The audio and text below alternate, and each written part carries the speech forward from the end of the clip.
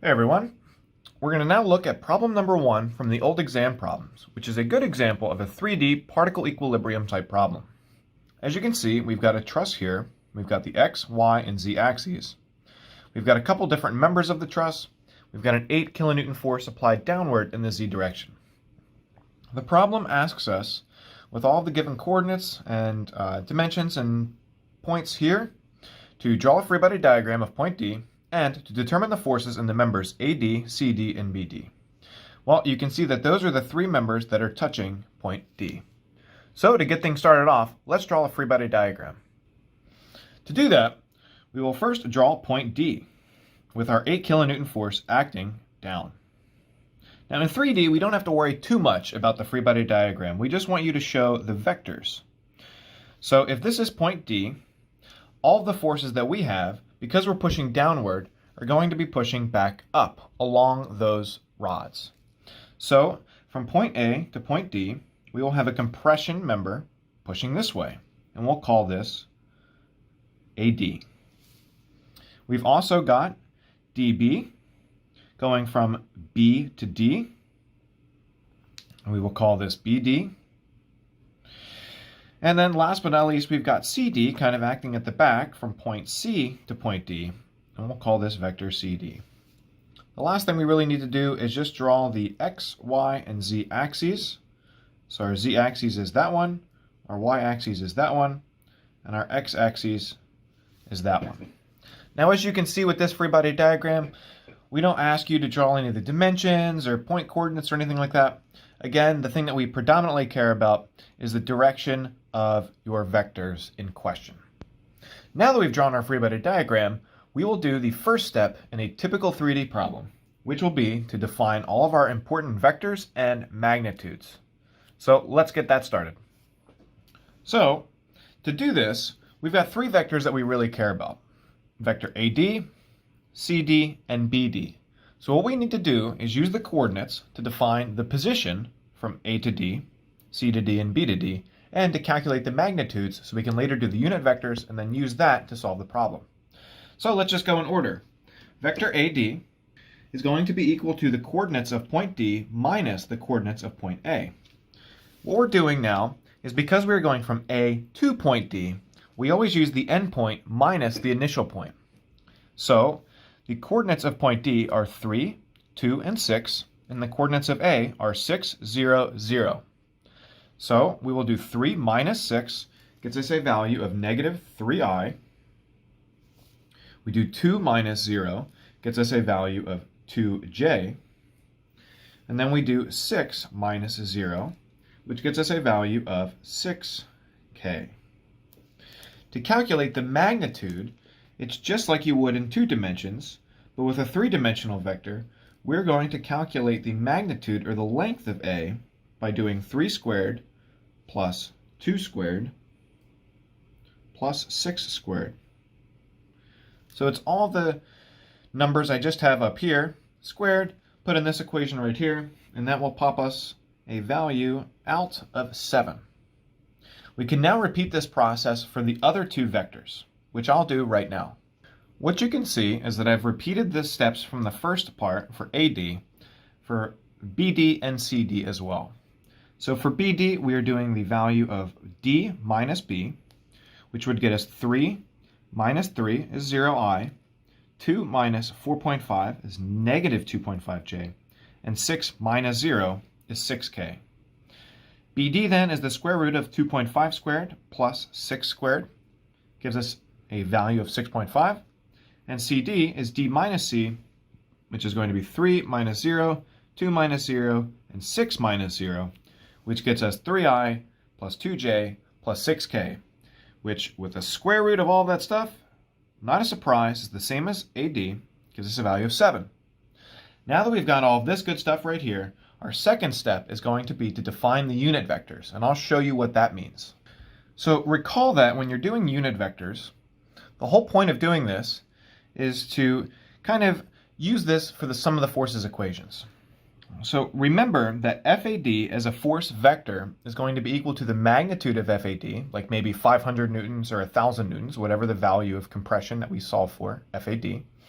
So it's the magnitude of FAD times the unit vector of AD. The unit vector is going to be equal to the position vector AD over the magnitude of that position vector AD. So our unit vector of AD is going to be negative 3 over 7i plus 2 over 7j plus 6 over 7k. That's just 3 over 7, 2 over 7, and 6 over 7. We could repeat the process for the other two, but it's kind of redundant, and that'll all be evident in our next equations. So you don't really need to write this out, but I was just showing you where we're getting this information for the next step. Now that we have an understanding of the unit vectors, we can do step 3, which will be sum the forces. So to sum the forces, we'll essentially take the x component of each one of our vectors and sum that into the x equation here. We'll repeat that for the y and the z. And using the information here and here, you'll kind of see how that plays out. So to do the sum of the forces in the x, I'm going to set that equal to 0. That's going to be equal to negative 3 over 7 FAD, because that's the x component of FAD. Then if you look, I'm going to take the x component of BD, which is going to be 0 over 6.5. Well, that's going to be a value of 0, so I don't actually have anything right here. Now we'll look at the x component of CD, which is going to be a positive 3 over 7 force CD. So our sum of the forces in the x equation then becomes negative 3 over 7 FAD, which this is essentially the unit vector times the magnitude of FAD. We then add the unit vector of CD times the magnitude of CD. And this is our sum of the forces in the x equation. We'll now repeat that process for the sum of the forces in the y and the z, and I'll do that right now. Now what you can see is I've taken the sum of the forces in the y and the sum of the forces z equations and written those down. And again, what you can see is for the sum of the forces in the y, I did 2 over 7 FAD minus 2.5 over 6.5 FBD plus 2 over 7 CD. Plus 2 over 7 CD. For the z, I did 6 over 7 FAD, 6 over 6.5 FBD, and 6 over 7 CD. The important thing that a lot of people often forget is the force that's applied. Don't forget about your free body diagram, because you've got the z component of 8 kilonewtons right here. That goes in as a negative 8 because it's pointed downward. Now that we've got the sum of the forces, we can solve this either using substitution method or using matrix math, which is how I will be solving the problem. Let me show you how to set that up. So the first way that we could solve this is via substitution. Up here you've got a system of equations. You've got 3 equations and 3 unknowns, AD, BD, and CD. To solve it with substitution, it would kind of take a little bit of work. You'd have to solve for maybe AD in terms of CD. You could then plug that into this equation here. So you would have FCD, BD, and CD. You could then solve for everything again for FBD in terms of CD, and then use your equation from the first part, plug that in there, use your equation from the second part to substitute out BD, and you would have the final equation all in terms of CD. Then you could solve and work backwards to solve for AD and BD. Now, because that's a decent amount of work, matrix math is actually a very good strategy to use if you have a calculator like this one, a TI-83, TI-84, or a graphing calculator. So to do matrix math, essentially what you're doing is you're going to be developing an A matrix. You'll multiply that by a variable matrix, and you'll set that equal to what your solutions are. Ultimately, in your calculator, you'll take the inverse of matrix A and multiply that by matrix B to solve for the variables that you're trying to calculate, which in our case are going to be the values of compression in AD, BD, and CD, the forces in those members. So to do this, all we really have to do is set up a 3x3 matrix for A, and we'll plug in our values for FAD, FBD, and FCD in column format. So you can see this kind of right here is already generally our matrix. So for AD, right here, this column, I'm going to plug in negative 3 over 7 in our first spot. I'll plug in 2 over 7 in our second row, and then 6 over 7 in our third row. For BD, I'll plug in its x value, which, as you can see from our sum of the forces in the x, is 0. And then I will plug in negative 2.5 over 6.5 and 6 over 6.5. For FCD, I will plug in 3 over 7 in row 1, 2 over 7 in row 2, and 6 over 7 in row 3. So what you can see right here is that these are some of the forces in the x equation right here. We have negative 3 over 7 FAD plus 0 FBD plus 3/7 FCD. You can see we've got our sum of the forces in the y equation is row 2, and our sum of the forces of the z equation is row 3. Hopefully that's pretty clear. Now what we're doing is we're multiplying this by our x matrix, which is really the values of compression or the forces in our members FAD, FBD, and FCD. We set this equal to our B matrix, which is going to be the value of everything that we know on the other side of our equation. Now in the x equation, we have AD and CD and a 0. So the first part of our B matrix is 0. The same is true for the y equation. We don't know anything other than our variables, so we have a 0. But for our z equation, we do actually have another force, the 8 kilonewtons pointing down. So as you can see, it's a negative 8 on this side of the equation, but when I bring it to the other side, it becomes positive. So essentially what I've got now in this matrix is I've got the sum of the forces in the z is all of this stuff equal to 8 kilonewtons. I then do this, and I can just simply write this little statement here. I plugged into my calculator, and I can then report the answers. So just to show you what I do on my calculator, I plugged in A, I used the inverse button right here, and then I've multiplied by B. So let me show you how to do this on the calculator. We'll go to second matrix, and we've got an A matrix and a B matrix, what I've already made. You would scroll to the right to click to edit. You would click enter, and that would bring you into the 3x3 matrix for A. You would then go through and enter all of these values into the matrix, which is what I've already done. And you can see this in the top row over here that I've got negative 0.4286, 0, and 42857 as well. So that is our first row of that matrix right there. So I can go back to matrix, and I can edit matrix B. I will make that a 3x1 matrix. What you can see I've got plugged in right there is 0, 0, and 8. I can now quit out of all of this to get back to the calculating space.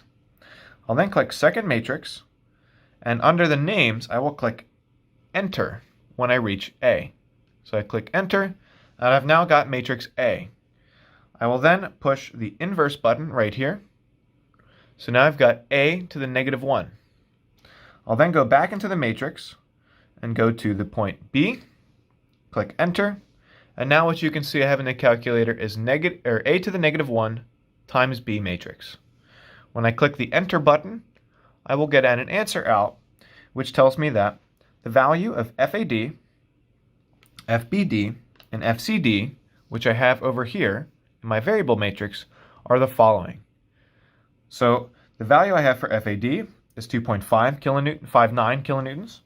The value for FBD is 3.85 kilonewtons. And the value of FCD is 2.59 kilonewtons. So that's it. All of my answers are positive, which is a good thing. Usually, if you ever make a mistake and you're getting negative things over here, all that means is that you drew your arrow backwards. Usually in these problems, when you've got a rod, that rod will usually be in compression, so you know the direction of the arrows. And if you've got a tension or a rope, you know the direction of those arrows as well. So usually your answers in this point should all be positive. A mistake that a lot of people make is that they sometimes take this value here and they plug in negative 8 in there. So if you were to have done that, let's see what would have happened. So I can go to second enter, do the exact same thing again. And if I had had negative 8 in there, you would see that all my answers are now negative. So the values are still all the same. It's just because I would have had this negative 8 there, that would have implied on my free body diagram that 8 was going up, and that all my arrows would be pointing the other way. So don't do that. But otherwise, you're fine. You're still going to more or less get the correct answers. And once you've gotten to this point here, that is your final and last step. You then simply just write out the answers for the values of FAD, which is 2.59 kilonewtons. FBD is equal to 3.85 kilonewtons. And FCD is equal to 2.59 kilonewtons. We then box our answer, and we are now done the problem. Woohoo! There you go. That's how you solve a typical problem number 1 on the final exam, which is going to be 3D particle equilibrium. You'll have usually 3 unknown forces, an applied force that's either known or unknown, and you then go through and solve using the following methodology. Good luck on the final exam. Hope this was helpful. Okay, so let's solve this practice problem. So we read through it here. It says this elbow, the structure AB, all right, is attached to a smooth square rod at A, all right, with a loose fitting collar. And it's also supported by this cable BC, all right. The collar, as it says here, allows motion along the pole only. And if you look at the axes, this is the z-axis. So motion is possible in this direction since the collar is loosely fitting, but all other motion is prevented. In other words, it cannot translate in the y direction. And make sure you note the axes. There's the y direction. It cannot translate in the x direction, and it also cannot rotate about any one of the 3 axes. All right. So the question then is saying, all right, determine the reactions at A, all of the components of the reaction at A, and also the tension in cable BC. There's also a force that's being applied here, vertically downward, and as the problem statement says, that force is equal to minus 300 K. All right, the units are pounds. Okay, so the first thing we do, as always, we draw the free body diagram. So let me do that over here. The free body diagram looks something like this. All right. So this is F, right, the force that's being applied. And since there was no letter on this, I'm going to call that point D. This is point B right there. All right, so here's TBC. All right, so there's the forces that are acting, force acting at D, force acting at B. The cable tension is acting at B. And then at A, again, I've removed the collar and I replace it by what the collar is doing at A. All right, so let me put the axes on here. Here's Z, here's Y, and this is X going in this direction. Okay, so as far as that collar is concerned, as we said, it cannot translate in any one of the directions except the Z, except vertical. All right, so what I have then, I have an AX component of the reaction force. I have an AY component of the reaction force. Extend this a little bit. All right, it cannot rotate either, so I've got 3 components of the reaction moment. I've got MRAZ, okay, I've got MRAY, and I've got MRAX, okay. So there's my free body diagram. Again, I need to put dimensions on here to make it complete. But I'm just going to skip that for now. But of course, on your exam, make sure that you have a complete free body diagram. Okay. So then what I have is this. Okay. So the first thing I like to do is I write the vector equations, right, that need to be satisfied for equilibrium. So what that is then is sigma F is equal to 0. The vector equations. All right, sigma F is equal to 0. Okay, so I have the reaction at A, right, with its 2 components. I have TBC, and I have F, right, is equal to 0. So there's the vector sum of the forces. Okay, so again, before I go any further, I just note that A, the reaction force is AXI plus AYJ, okay? All right, there is no y component to the reaction force. So I look at this, and I say my force equation, what I have is I've got 1, 2, 3 unknowns, all right? The magnitude of TBC. So what that immediately tells me is if I solve the force equation, sigma f, the vector sum of the forces is equal to 0, I can determine AX, AY, and TBC. Only 3 unknowns. I have 3 scalar equations of equilibrium, so I can solve for all 3. Right? But before I do that, what I want to do is this. I want to write the moment equation, and just like always, I can sum the moments anywhere. So I'm going to choose, you don't have to do this, I'm going to choose to sum the moments around A. Okay, so the vector sum of the moments about A is equal to 0. So I look at this and I say, well, I've got a moment about A due to this external load, this force being applied there. I have a moment due to the cable tension, moment about A due to the cable tension, and I've got the reaction moment. Very importantly, no matter where you sum the moments, and I stress this, no matter where you sum the moments, the reaction moment, which I've indicated as MRA, the reaction moment is in the equation. So for example, if you chose to sum the moments at D, all right, I'd have a moment due to the reaction force at A. I'd have a moment due to TBC. There would be no moment due to F. And I'd also have the reaction moment. Again, very, very important. No matter where you sum the moments, the reaction moment is in the equation. Because never lose sight of the fact, when I remove that support, I'm replacing the support with what it is doing to the structure. Right? What it's doing to the structure is the reaction force, A, which has the 2 components, and the reaction moment, which has the 3 components. Okay, so when I write my vector equation, okay, so here's MRA, the reaction moment. Then the moment due to the force F, again, you can determine this any of a number of ways, but I'm going to do this RAD, again, using the cross product, RAD cross F. Okay, and then the moment about A due to TBC, RAB cross TBC, or another probably equally as easy to do would be C is up here someplace. I could use RAC cross TBC. Again, that cross product, there's an infinite number of position vectors from A to the line of action of TBC. Okay. I chose B, you could choose C, you could choose any one as long as it's on the line of action of TBC. All right, so I have my moment equation, right? Vector sum of the moments is equal to 0, MRA plus RAD cross F, all right? And then I chose RAB cross TBC is equal to 0, all right? So there's the vector. I think it's a good idea to always write the equations first, the vector equations first, and then see how many unknowns are in here. MRA, okay, is a Cartesian vector, so it's MRAXI plus MRAYJ plus MRACK.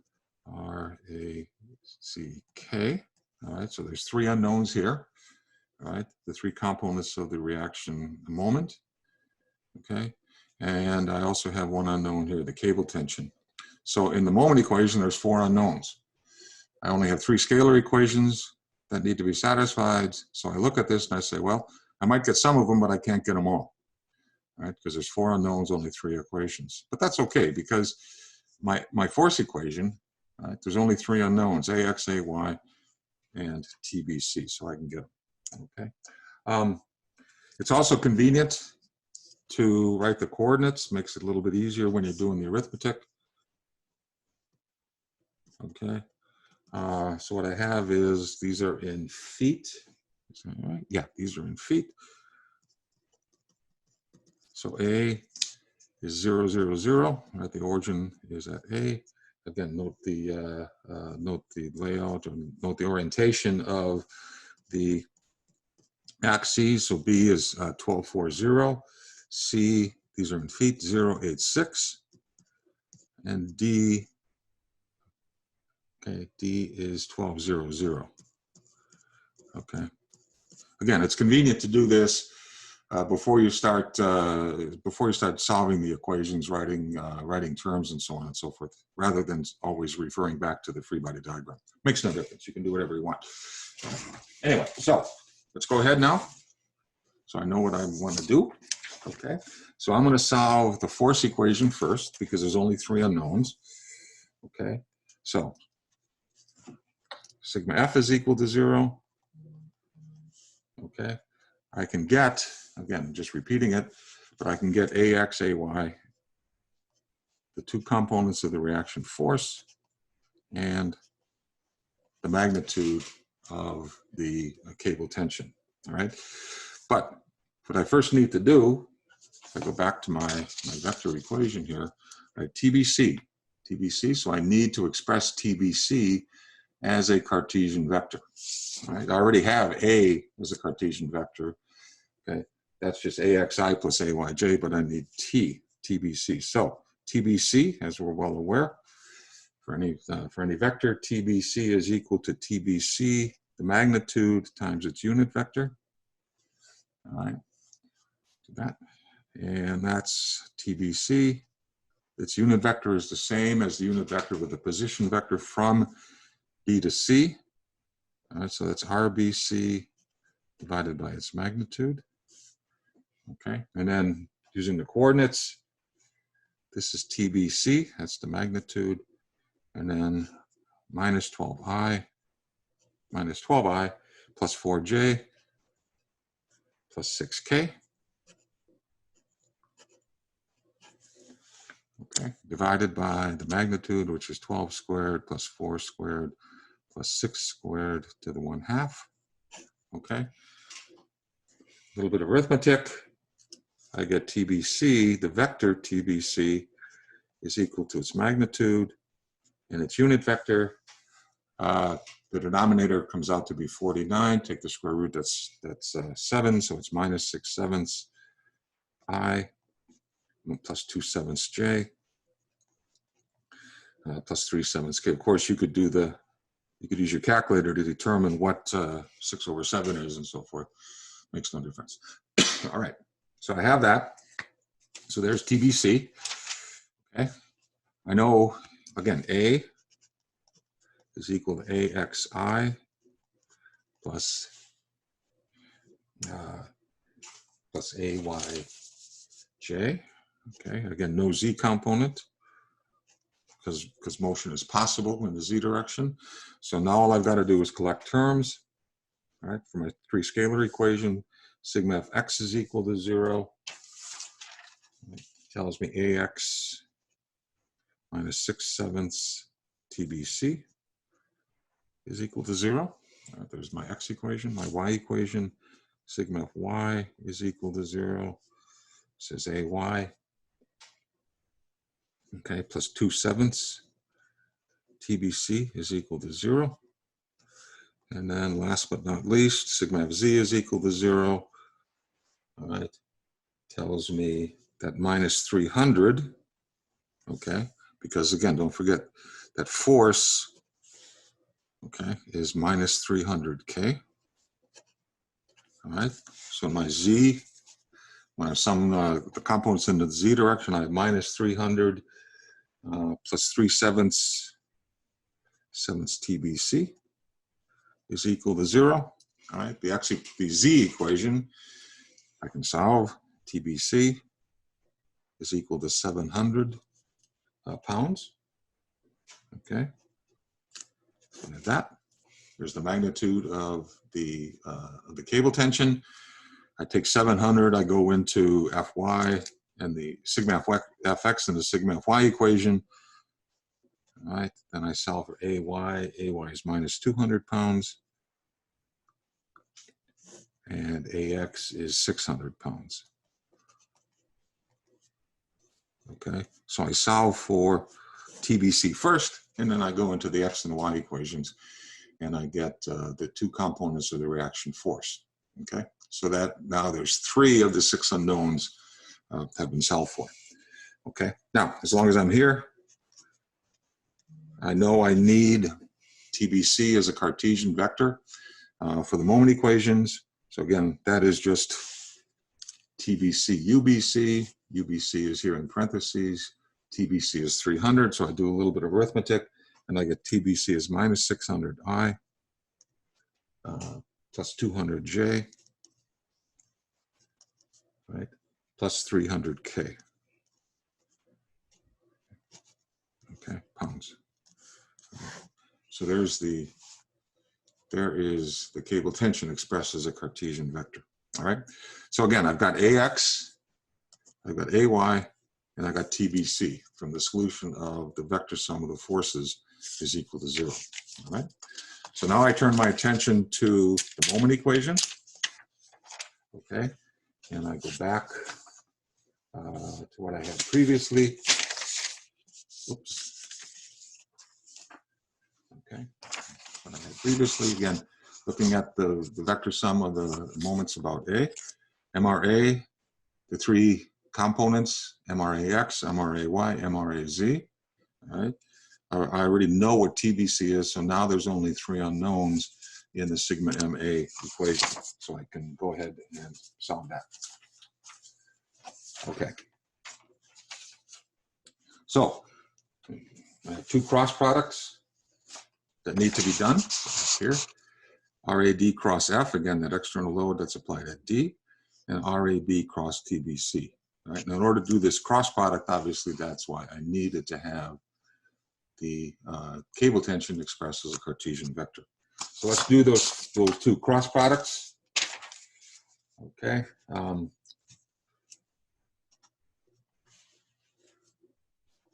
RAD is 12I. So RAD cross F.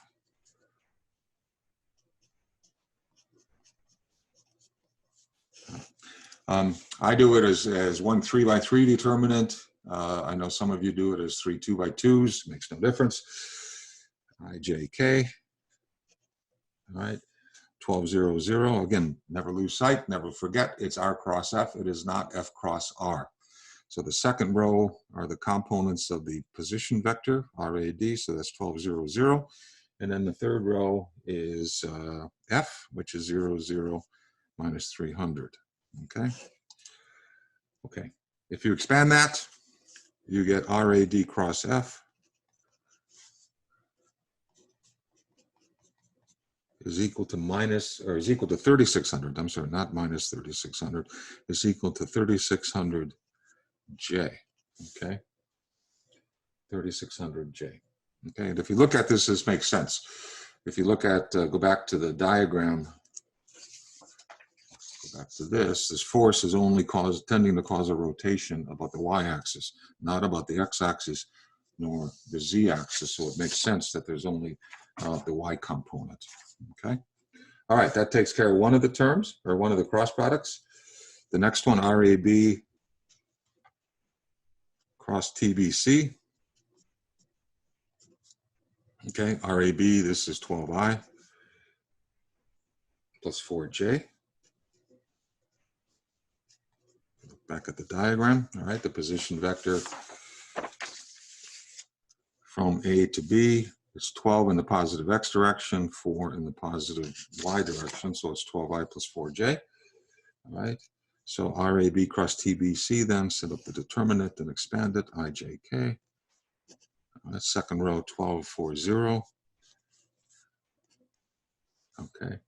Third term third row is the components of TBC, so that's minus 600, 200, and 300, right? That's what I've got. Okay, do the expansion. You get this, comes out to be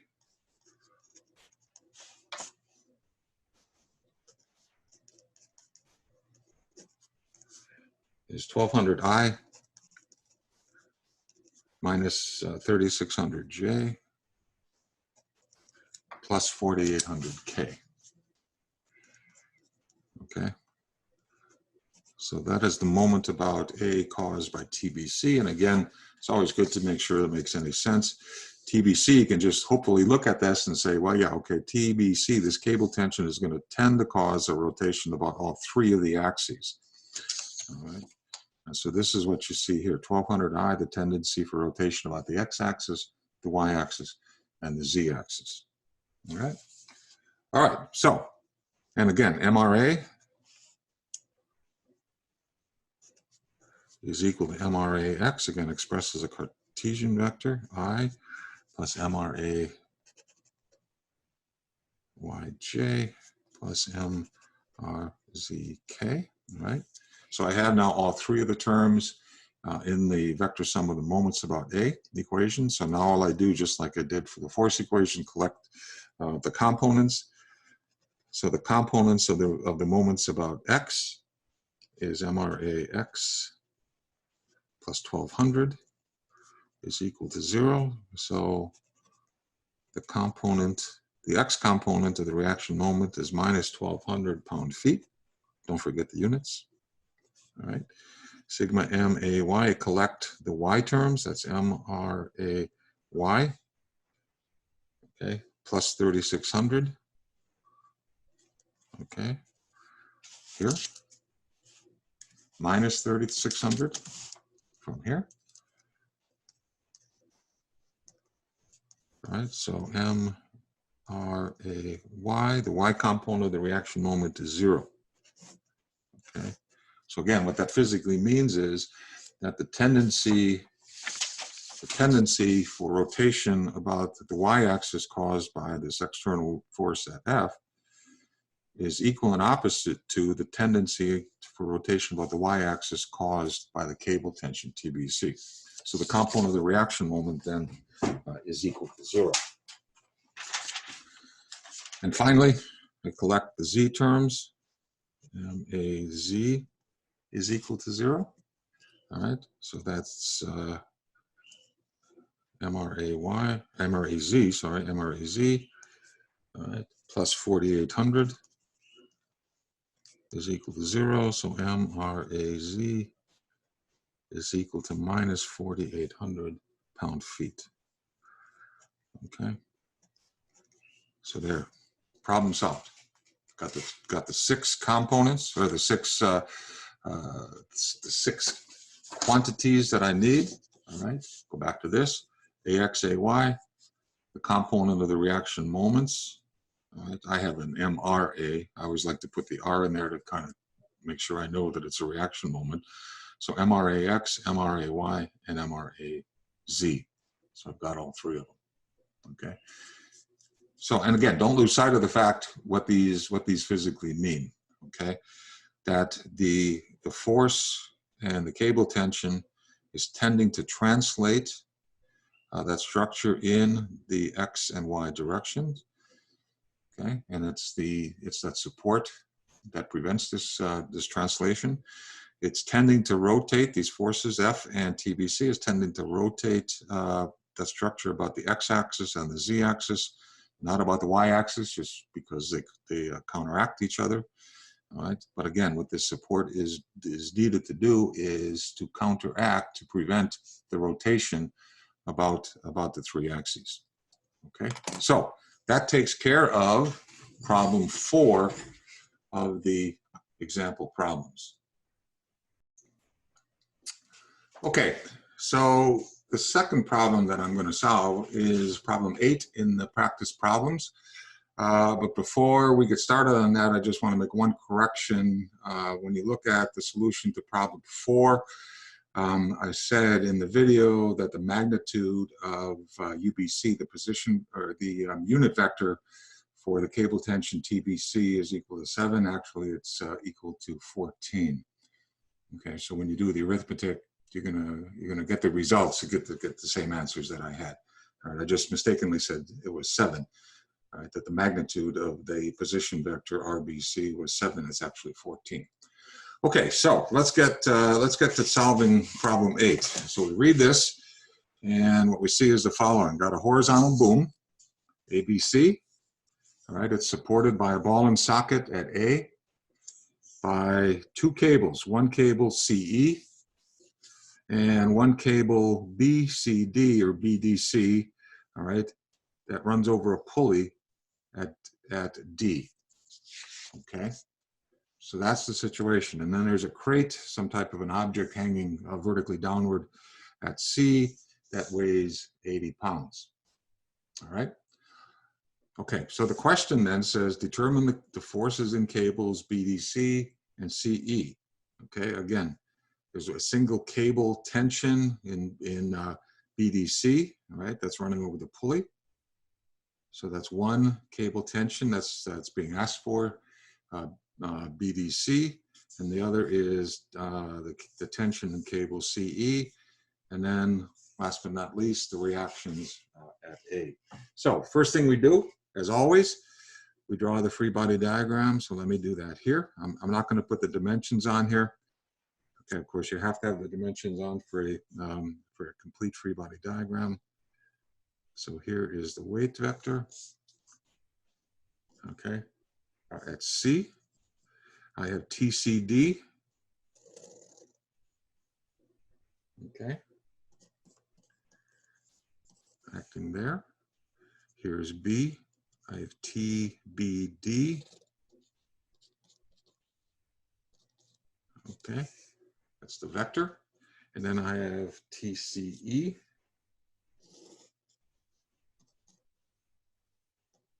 Acting like that. So there's my free body diagram. And again, axes, this is Z, this is X, and this is Y. Okay. Y is along the boom, Z is vertically upward, and X, then if I consider the XZ plane to be a wall, there's anchor points at E and D. All right. So there's my free body diagram. Now, a couple things to note. All right. That the magnitude of the tension TBD is equal to the magnitude of the tension TCD. Again, it's a single cable running over a pulley. Okay, so the magnitudes are the same. Magnitudes are the same.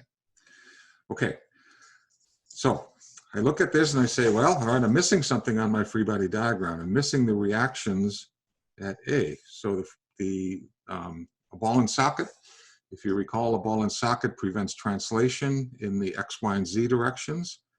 So I have an AY, an AZ, and an AX.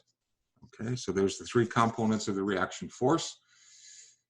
The ball and socket does not prevent rotation, so there is no reaction moment. There is no reaction moment.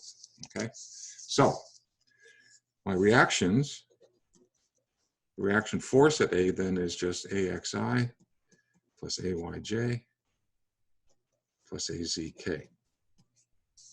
Okay, so there's the reaction force at A. All right. And so what I like to do first, and I did this in the solution to problem 4 as well. I like to do this first. I write the vector equations, the vector equilibrium equations first. All right, so what that tells me then is that A, the reaction force, plus the weight, okay, of that crate, plus TBD, plus TCD, plus TCE is equal to 0. All right? So I got that first. Now I look at this and I say, before I jump into the X equation, I think it's typically kind of people think, well, I'll just do the X equation first and then do the moment equation. But it's the reason I do this, the reason I like to do this is for the following. I look at A. A has got, again, this is a Cartesian vector, so there's 3 unknowns here. AX, AY, and AZ. So there's 3 unknowns here. The weight I know, that's not an unknown. There's an unknown here. There's an unknown here, the magnitude TBD, the magnitude TCD. But again, since that is a single cable running over a pulley, the magnitude TBD is the same as the magnitude of TCD. All right, so that's one unknown. Okay, and then finally, I have TCE, the magnitude of TCE. So there's one unknown here. This is one unknown, and this is 3. All right, so there's a total of 5. Total of 5 unknowns in the vector sum of the forces is equal to 0. Right? As you know, there's only 3 equations of equilibrium. You might start with this and might get some of them, Maybe, maybe not, but you know you can't get them all with 5 unknowns and only 3 equations. So before you jump into the force equation, right, I think it's good then to write the moment equation. So that's what I'm going to do. Okay. Again, you can sum the moments anywhere. All right, so I have the vector sum of the moments about A is equal to 0. There's a moment about A due to the weight of the crate. There's a moment about A due to TCD, to TBD, and to TCE. So there's going to be 1, 2, 3, 4 components, 4 terms, I should say, 4 terms in that equation. Okay, so what I have then is, again, the cross products. I always use the cross product. So it's RAB cross TBD. That's 1. That's the moment about A caused by TBD. I have RAC cross TAC. Okay, that's the second term. I have plus RAE, or RAC, I use C, sorry. RAC, again, it makes no difference, cross TCE. Okay, as you're well aware, when I'm doing the cross product, for the moment, it's the position vector from A, from where I'm summing the moments about, to any point along the line of action of the force. So RAC cross TCE, RAE cross TCE, or any position vector, any point along the line of action of CE. Okay, so you don't have to choose these three position vectors, RAB, RAC, and RAC that I chose. As long as it's on the line of action, makes no difference. And then finally, I have RAC cross W is equal to 0. Okay. All right, so again, I look at this. There's an unknown here, TBD. All right, there's an unknown. This should be, it's RAC cross TCD. Sorry, this should be CD. Okay. TBD, TCD, again, the magnitude of these two. All right, the magnitude of TBD, magnitude of TCD is TBCD, if I want to call it that. All right, that's one unknown right there. Okay. And then I have TCE. Okay. So this is what I've got. Okay. So there's one unknown, TBD, TCD, TCE. Okay. But again, the magnitudes of these two are the same. Okay. Of TBD and TCD, they're the same. Okay. So then these are my 4 terms in the moment equation. Right. So when I solve this, what I'm going to get is, I'm going to get TBD, which is equal to TCD. I'm going to get these two, or 1, I should say, and I'm going to get TCE. Okay, so this is what we got. And then once I have the magnitude of TBCD and the magnitude of CE, I go back down to my force equation. I have this one from the moment equation. I have this one from the moment equation. And that then allows me to get AX, AY, and AZ. All right. So again, in this case, there's 2 unknowns here, right, in my moment equation, and there's all 5 of the unknowns right there. Okay. So that's why I think it's good to write these first before you start jumping into the equations, because I think the tendency always is to do the force equation first and then do the moment equation. In this case, clearly, you do the moment equation first, and then you return to the force equation. Okay. All right, so let's go to the moment equation. All right, so what I have then is this. All right, go back here. What I need is RAB and TBD, TCD, TCE, and the position vectors. All right, so I need TBD, TCD, and TCE expressed as Cartesian vectors. So that's the first thing I'm going to do. Okay, so do this first. TBD, piece of paper here. TBD, all right, the cable tension TBD is a vector, is TBD, UBD. right? And again, the direction of the cable tension TBD is the same as the direction of the position vector from B to D. So this is TBD, RBD over its magnitude. Okay. So this then would be minus 3I using the coordinates, minus 4J, plus 4K. All right, so there's the position vector RBD, and then I divide that by the magnitude, 3 squared plus 4 squared plus 4 squared to the 1/2. All right. So what then this gives me then is TBD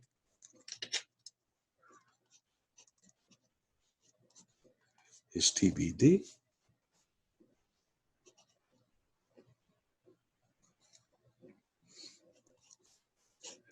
And its unit vector then is minus 0.468I.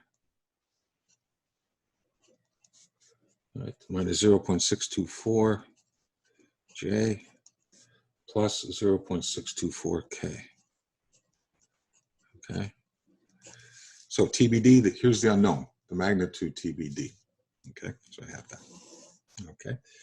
Getting the other two, TCD is equal to TCD UCD, which is TCD RCD, position vector divided by its magnitude. All right. As we'll do this, TCD, okay, minus 3I minus 12J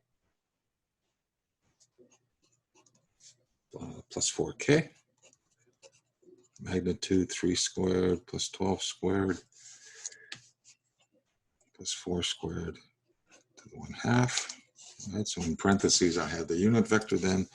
So this is TCD then is equal to its magnitude, TCD.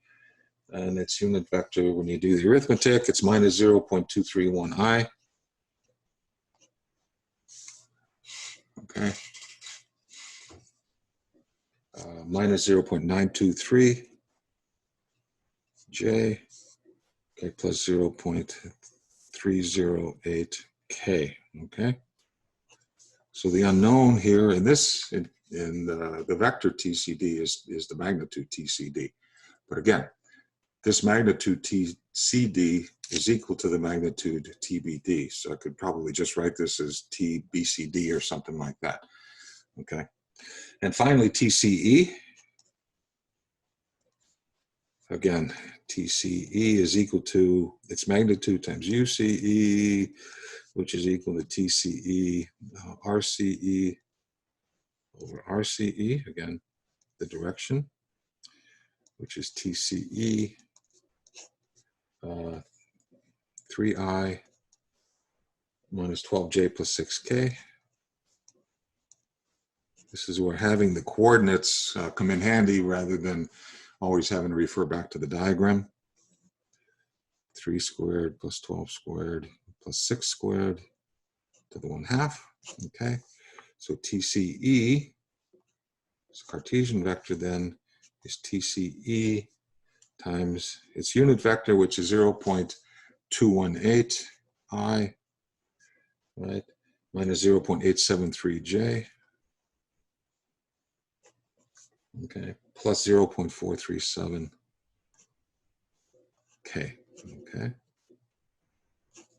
So now I've got, go back to this, okay. Now I've got TBD, TCD, TCE expressed as Cartesian vectors, and now I can do these cross products. All right, so this is what we've got. Okay, keep in mind, there's only two unknowns here. The magnitude TCE, which is right there, and then the magnitude TCD, TBD, which are equal.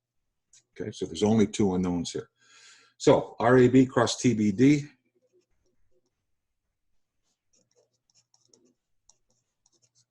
is equal to TBD. You can pull that out, right? That scalar quantity, the magnitude TBD, IJK. All right, RAB this is RAB is 0, 4, 0. All right. Back to this just to show that. Right. Position vector from A to B is just 4J. Okay. And then TBD minus 0.468,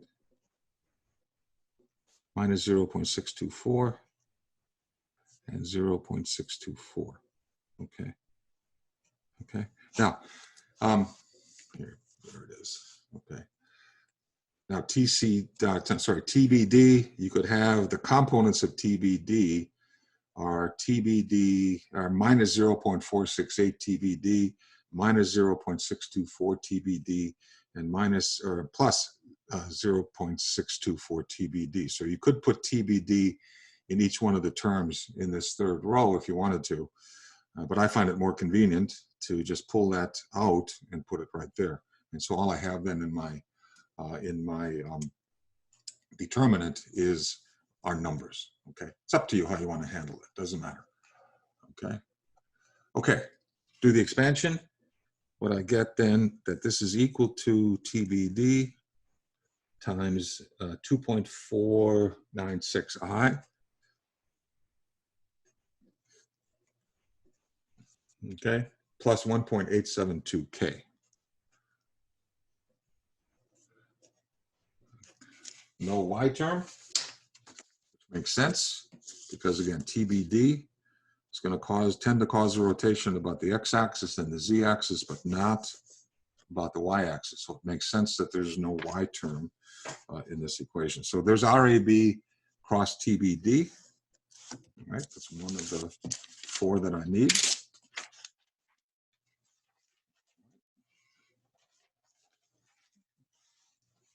Moving on, I get RAC cross TCD.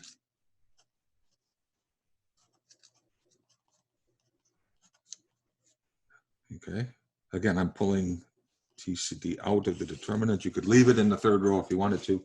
Makes no difference. IJK. And of course, you could do 3 2x2s if that's how you learned it when you do the determinants. And then minus 0.231, minus 0.923, and 0.308. Again, just like I said previously, you could leave TCD in each one of these terms, or you could pull it out like I did there.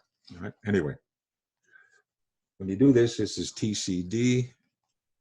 All right, when you do the expansion, 3.696 I, all right, minus or plus 2.772k. Again, no y component, no tendency for rotation about the y-axis, which makes sense. Number 3, okay, the moment caused by TCE. All right, again, I'm pulling TCE out.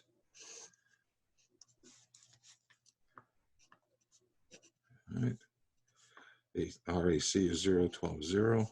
And again, make sure you do R cross F and not F cross R. And this is 0.218 minus 0.873 and 0.437. All right, do the expansion.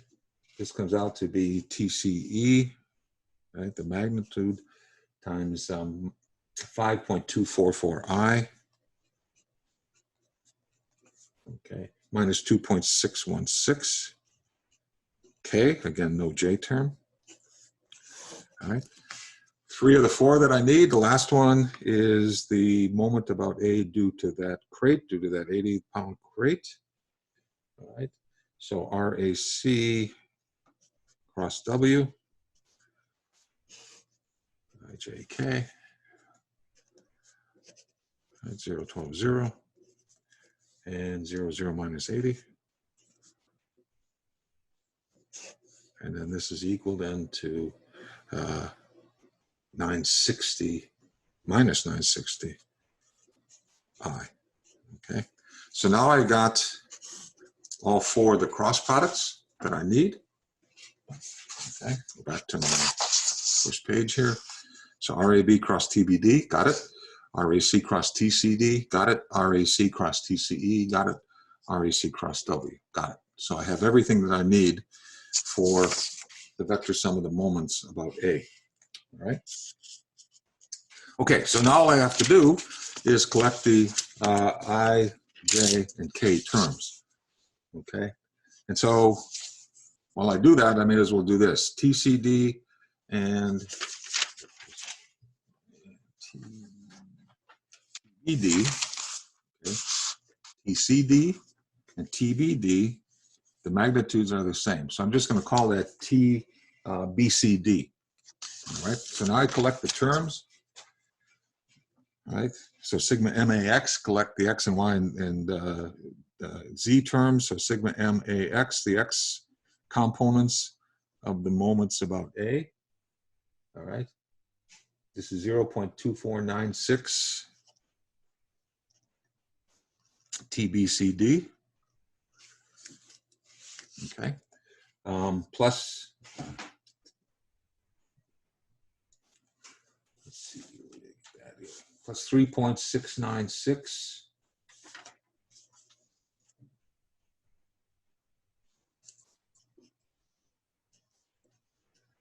TBCD, plus 5 points. Double check something here.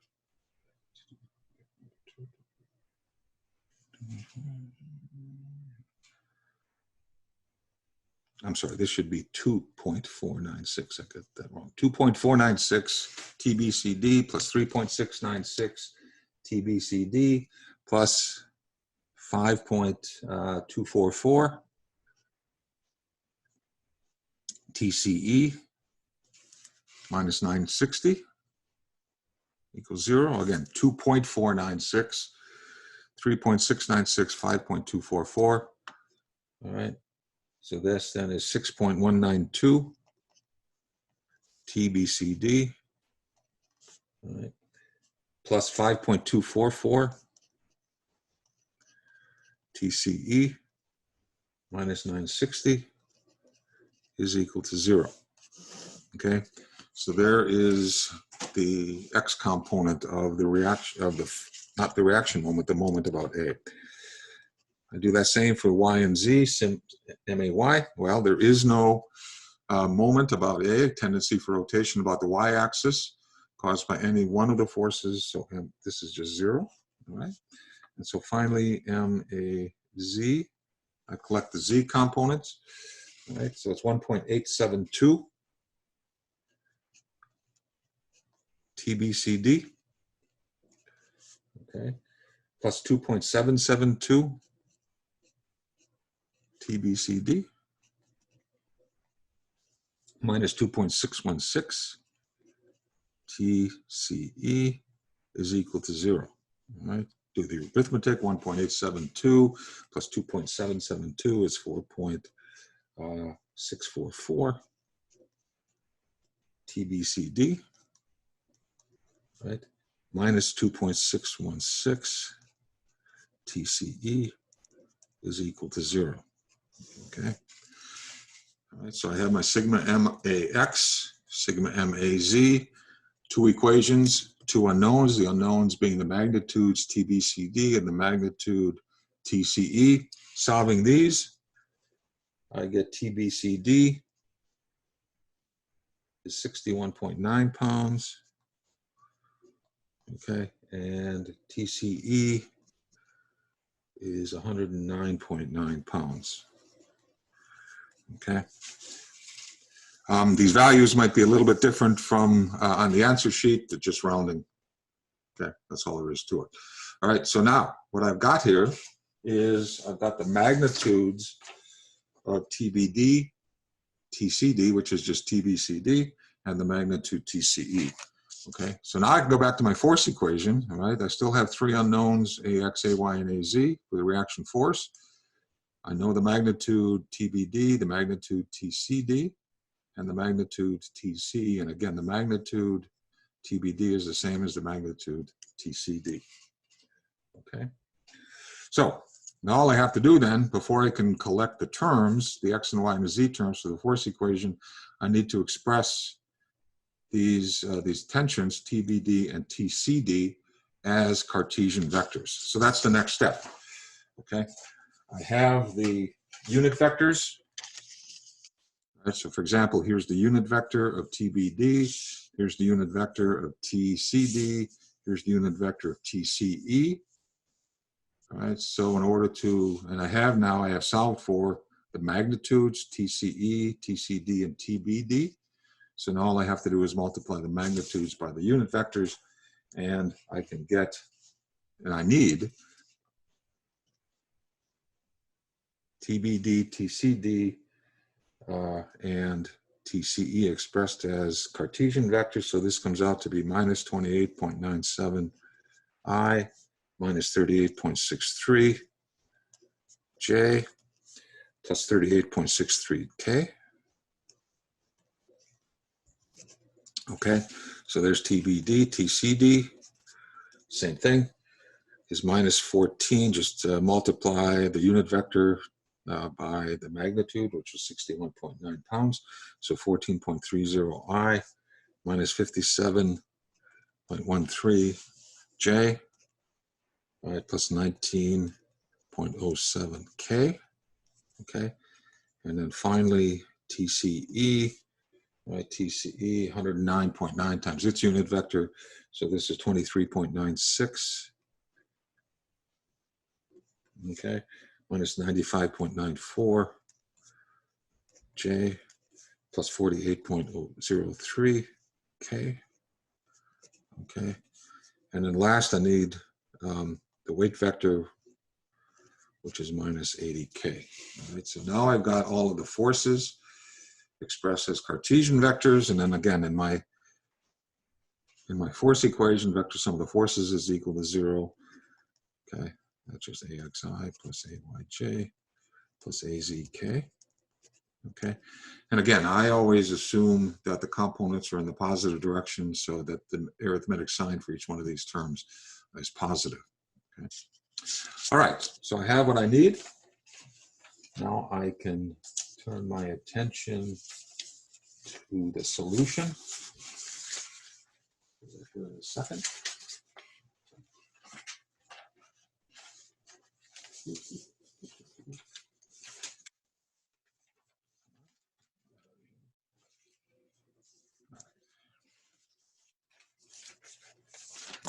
Just 1 second. Okay, so I have all of the forces, right, expressed as Cartesian vectors, and my vector sum of the forces is equal to 0. So now all I have to do is collect the x, y, and z terms. All right, sigma fx is equal to 0. Okay, so I have ax.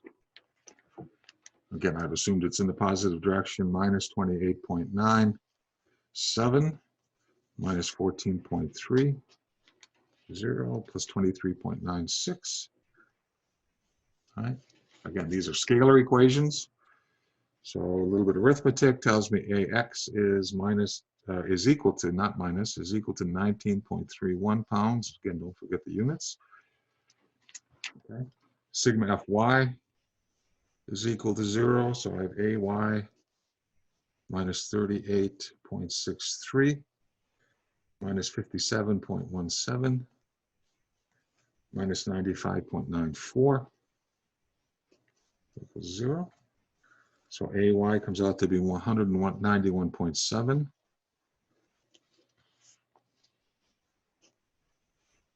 pounds. Okay, there's the second one. And finally, sigma FZ is equal to 0. So I've got AZ plus 38.63 plus 19.07 plus 48.03. Okay, and then I have the weight minus 80 is equal to 0. So I get AZ is minus 25.73 pounds. Again, these might be a little bit different from on the answer sheet, which is through round up. Okay, so that solves the problem. It solves the problem. Because the problem asked for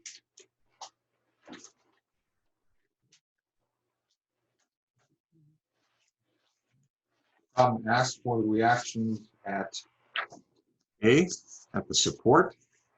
All right. The reactions are a reaction force, no reaction moment. So I have three components, AX, AY, and AZ. And the tensions in the cable, all right, again, BCD, since it's run over a pulley, is a single tension. Okay, so that's the fourth unknown. And then the fifth unknown is TCE. The reason we have this, the reason I solve this, again, I think it's always good. It's my opinion. You don't have to do this. I always will do this first. I'll write the vector equilibrium equations first, and then take a look at them and see how many unknowns are in there. And again, for this problem, the vector sum of the forces, all 5 of the unknowns are in there. So before I jump into that, again, you might be able to get some of them. You know you can't get them all. The moment equation, the sum of the moments are on A. There's only 2 unknowns there. Again, recognizing that the magnitude of TBD is the same as the magnitude of TCD. All right. So I say, all right, this is what I did. I solved the moment equation first. I get the magnitude of TBCD. And then once I have the magnitude of TBCD, then I can jump to the force equation and get the other unknown, because I already know what TCE is, of course. I know the magnitude of TBCD. I know the magnitude of TCE from the solution of the moment equation. Then I have 3 equations, 3 unknowns, and I get AX, AY, and AZ. Problem solved. All right, here's one extra bonus exam number 4 review question. Another friction tipping problem. So let's say that you're walking down the street, it's right before big trash day, and you find a refrigerator chilling on the street. Now that was a secret joke, hopefully you laughed. All right, so you got a refrigerator hanging out on the street, and you're like, oh man, I could totes use this in my house. So you start pushing it, because you know you can't lift it, so you're gonna see, can you push it to your house? So what we see is that the refrigerator is a weight of 300 pounds and the man weighs 165 pounds, with the center of gravity shown at G. Given that the coefficient of static friction is 0.3 between the refrigerator and the ground, and 0.65 between the man's shoes and the ground, which kind of makes sense because he's probably wearing Nikes or some nice athletic shoes, so he's got better grip between the ground and his feet. So we're trying to figure out if the man can move the refrigerator. Now, this problem has 4 different cases that can possibly happen. What are those cases? Well, case number 1 is that the man slides. Or you slide, if we're putting you in the problem. Number 2 is the fridge slides.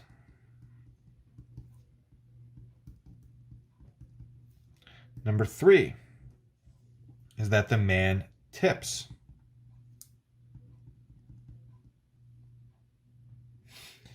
And number 4 is that the fridge tips.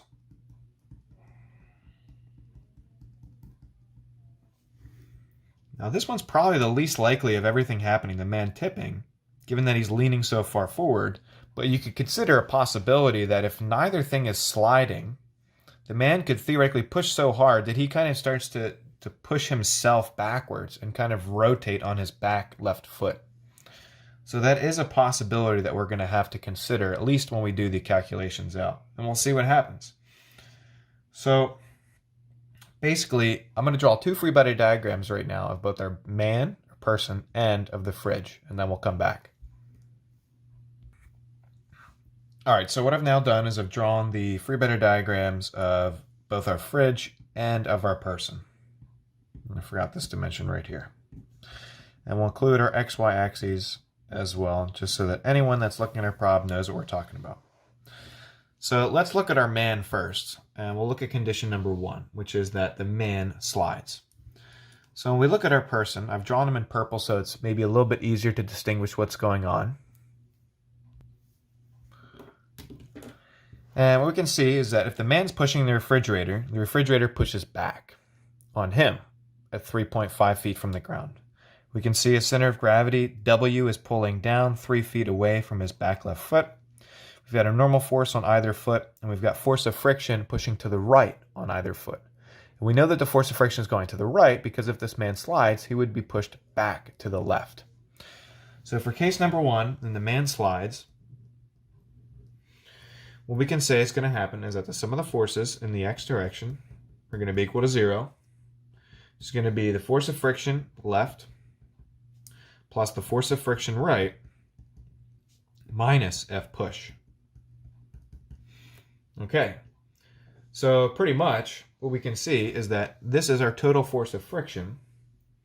And this is just like what I've done in some other problems, is that I'll say that the force of friction total is going to be equal to FFL plus FFR. And kind of link these two things together. That's going to be equal to mu S times NL plus NR. And the reason I'm distributing this out is so that it makes our lives a little bit easier. Because what you'll see our next step has to be is because we don't know what the NL or NR are yet, is we have to say that the sum of the forces in the y is equal to 0, which is going to be equal to NL plus NR minus the weight of the man. So what we can see is that NL plus NR as one single variable is going to equal the weight. So the force of friction total is just going to be mu s times the weight of the person.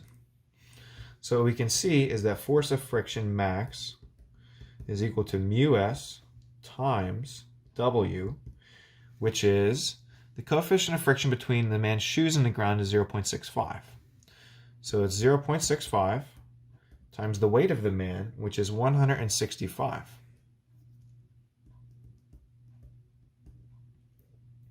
And what we get is that the force of friction max right now is 107.25 pounds. And this is the force that we get for case number 1. So we'll come back and we'll compute the other cases and see what we get. So case number 2, let's look at the fridge now and see that the fridge slides. So case number 2 is going to be very much similar to what we just did a second ago. And it's actually going to be a lot easier because for the fridge sliding, we're going to do sum of the forces in the x, set that equal to 0, and that's just F push to the right minus the force of friction. So we can see that the force of the push is going to equal to the force of friction of the fridge, triple F. So we know that the force of friction maximum for the fridge is equal to mu s times NF, the normal force of the fridge. So we just write one more simple equation, sum of the forces in the y equal to 0, which tells us that NF minus the weight of the fridge is going to be equal to 0. Therefore, the normal force will equal the weight of the fridge, which is 300 pounds. So then pretty much for case 2, to slide the refrigerator, you would need to exceed the force of friction max, which would be 0.3 times 300. And what this gets us is that the force of friction to slide the fridge is equal to 90 pounds. So one thing you can already see is that the answer is yes, the man can move the fridge, because when he applies a force of 90 pounds to the fridge will start to slide. But he will not have started to slide yet because he needs to apply 107.25 pounds to cause him to be pushed backwards. So now we've checked case 1 and case 2. Let's check case 3, and hopefully I have enough room on this paper. So case 3 says that the man tips. So for case 3, when the man tips, he'll be tipping backwards this way. So pretty much the normal force on the right foot and the force of friction on the right foot go away. So I'm just going to write down, rather than redraw a free bed diagram, is that NR is equal to 0. And I guess that also FFR is equal to 0 to be fully consistent. So to check this, and the man tipping backward to the left, we would have to say that the sum of the moments about the left shoe is equal to 0, which would tell us that 165, which is the man's weight, times 3, which is going clockwise. So we have 165 times 3 clockwise minus F push times 3.5. Due to line of action, we can see that F push is 3.5 feet above FFL. So we see that this is clockwise, so that's negative plus FP times 3.5. So in this particular case, FP is equal to 141.4 pounds. And this would be the man tipping.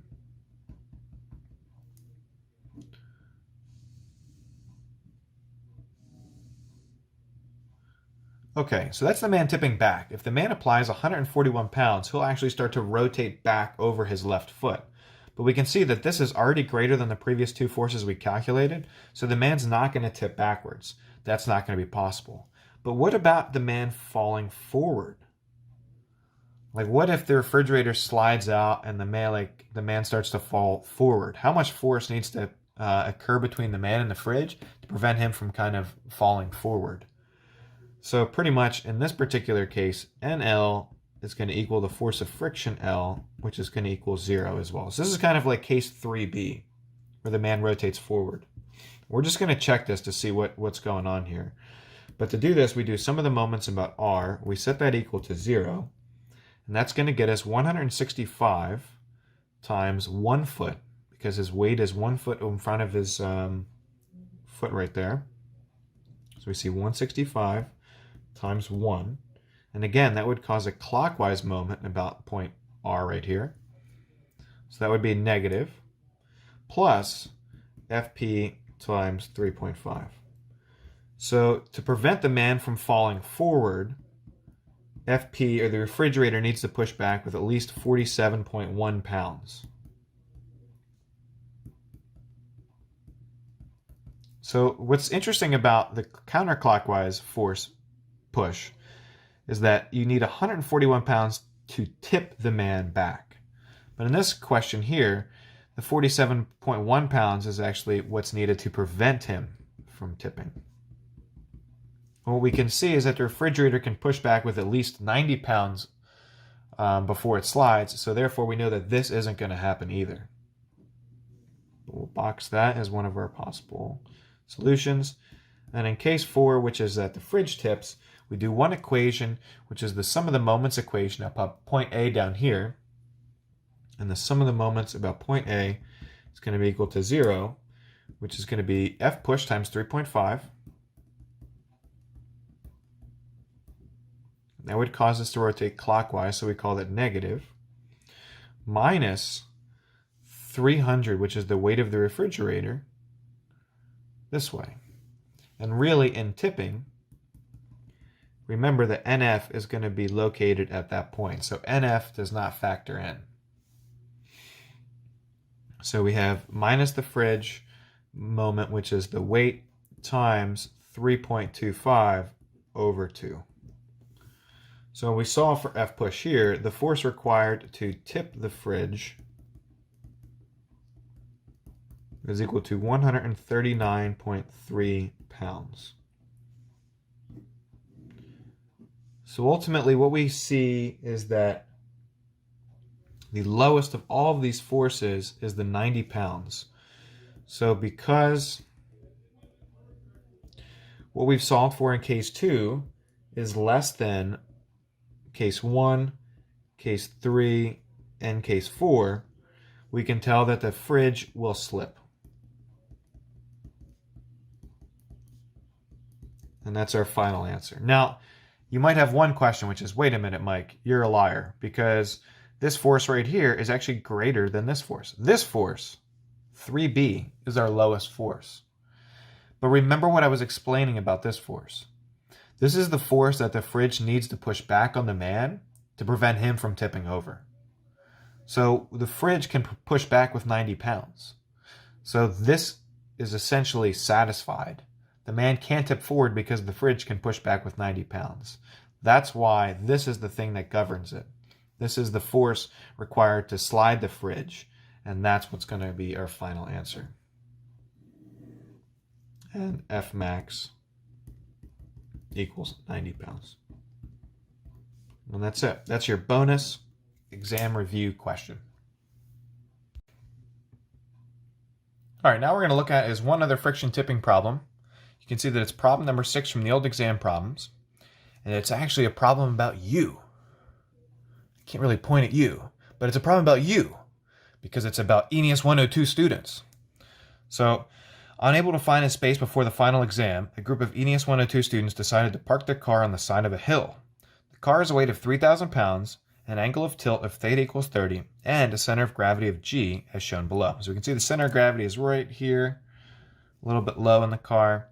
And we can see that the coefficient of friction between the wheels and the ground is 0.5. The question is, will the car remain stationary? If not, how will it move? This is a very pertinent problem because at Maryland, they've gotten rid of almost all of the parking spots on campus. So where are you supposed to park? So I guess it looks like you just parked on some random hill, and you're going to hope that when you come back, your car is still there. That it either didn't slide down the hill and hit another car or student, and that it didn't flip over and get stuck upside down. Otherwise, you'd probably need a big old lever, and you'd have to go back to the frames and machines lessons to build a machine to pick up your car. So anyway, I digress. This problem is going to have two cases because we have only one object. When there's one object, case 1 is that the object can slide, and case 2 is that the object can tip down the hill. So let's check sliding first. That's usually the first case that we like to check. So case number 1 is that our car slides down the hill. So in a statics problem, we're going to want to do our free body diagram.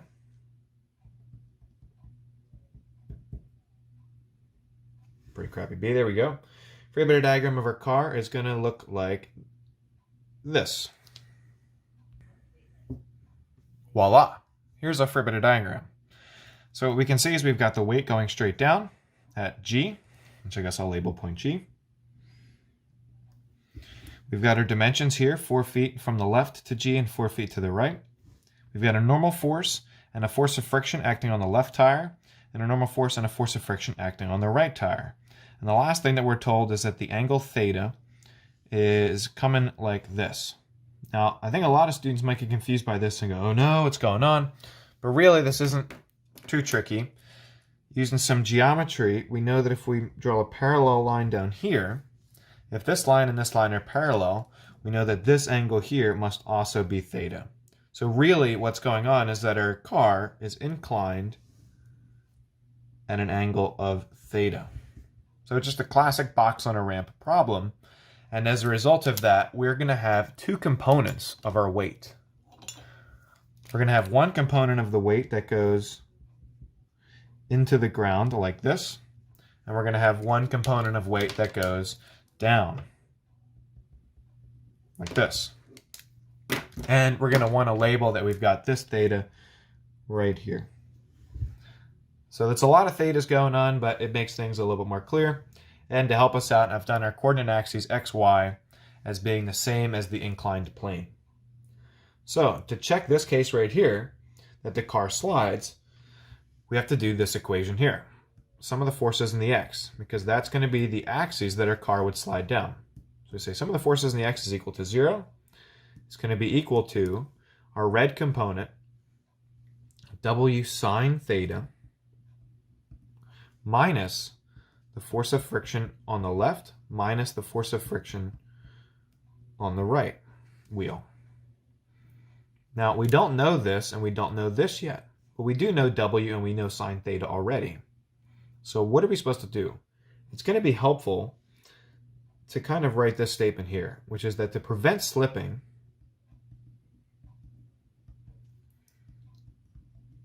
we need the following to be true. We need that W sine theta must be less than FFL minus FFR, or really adding them together if we kind of push those to the other side. So what is the force of friction on the left side? Well, that's going to be mu s times NL. And the force of friction on the right side is also mu s times NR. This mu s is the same for both of these. So what I do is I pull that out and I say we've got mu s times NL plus NR. Now this is going to be quite helpful to link these two things and treat them almost as one singular variable. Now, I'll kind of draw a bracket down here so you can see that. So what do we know about W sine theta? We know that W sine theta is equal to 3,000 pounds times sine of 30. Well, we know the sine of 30, if we're a good engineer, is 1/2. So W sine theta is going to be equal to 3,000 times sine 30, which is 1,500 pounds. Now the question is, what does this side of our inequality look like? Well, we know mu s, but what about NL and NR? We don't know those yet. So we have to write another equation. We have to say that the sum of the forces in the y is equal to 0, which is going to get us NL plus NR minus W cosine theta. Now if you look here, we still have two unknowns. And up here we have two unknowns. And it's not really going to help us to try and figure this out. And this is why I bunched these two things together. Because what you can see I can do now is if I just put these parentheses here, well, now I have only one unknown and more stuff. So what I can learn is that NL plus NR equals W cosine theta. And I know that W cosine theta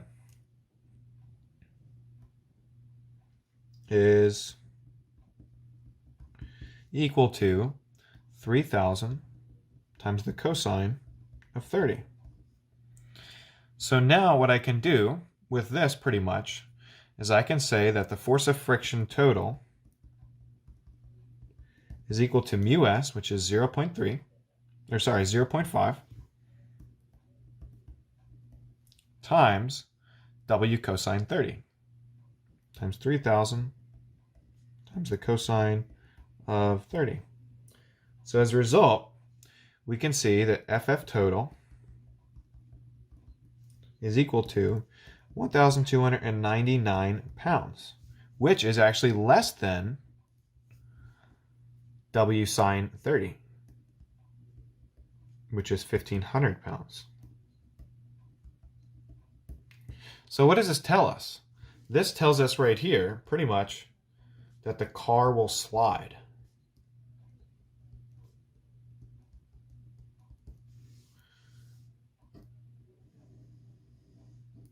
And this is pretty much our answer here.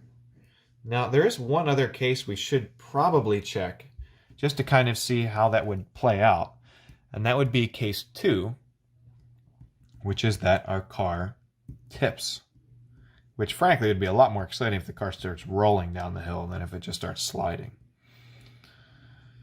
So rather than draw a whole new free body diagram, I'm just going to include a note at the top and say that NL and the force of friction on the left wheel will be equal to 0 in this particular case when it's tipping. And in a tipping case, the only thing that we need to do is sum the moments about the front point at the right, which is usually referred to as point A, but in this example right here, I'll call this point R. So we sum up the moments around point R. We set that equal to 0. That's going to be W cosine theta, this component right here, times 4. And that's going counterclockwise. So we say that that's positive. What's fighting that is actually W sine theta. It's the component of the weight going down the ramp this way. So we have minus W sine theta times the distance of 2 feet. And that goes clockwise, which is why that's negative. So our car will tip if the sine theta moment is greater than the cosine theta moment. So let's just see how these two come out. We know W cosine theta times 4. We know all those things. So we say W cosine theta times 4 is going to be equal to 3,000 cosine of 30 times 4. And that gets us a value of 10,392 pound-feet. So this is 1. The second thing that we would multiply and check would be W sine theta times 2, which is 3,000 sine of 30 times 2, which is going to be equal to 3,000 pound-foot. So what we can see is that because W sine theta times 2 is less than, by quite a big margin, W cosine theta times 4, the car will not tip.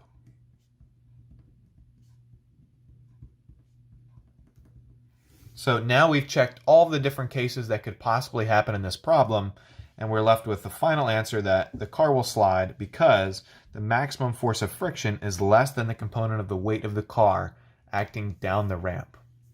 And that's it.